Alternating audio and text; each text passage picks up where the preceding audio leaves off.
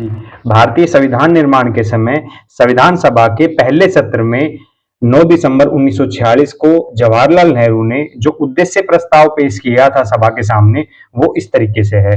उसमें संविधान सभा जो है वो भारत को एक स्वतंत्र, एक संप्रभु गणराज्य घोषित करेगी, ये पॉइंट था। दूसरा, भारतीय संघ में शामिल सभी जो क्षेत्र थे, जो राज्य शामिल उसमें होंगे, उसको घोषित करेगी कि कौन कौन भारत में शामिल है।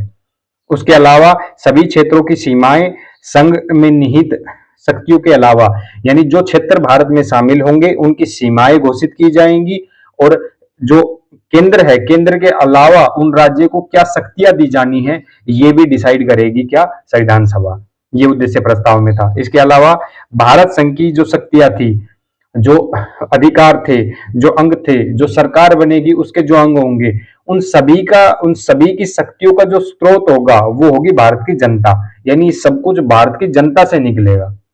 उसके अलावा भारतीयों को सामाजिक, आर्थिक, राजनीतिक न्याय और स्वतंत्रता, यानी तीनों ही प्रकार के न्याय भी और स्वतंत्रता भी, अवसर और विधि के समक्ष समानता भी, विचार और अभिव्यक्ति, विश्वास और संगठन बनाने की स्वतंत्रता भी दी जाएगी।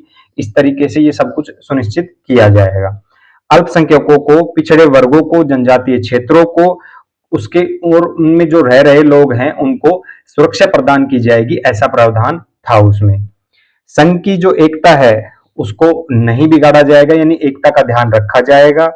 उसके अलावा इसकी जो सीमाएं हैं उसकी सुरक्षा सुनिश्चित की जाएगी।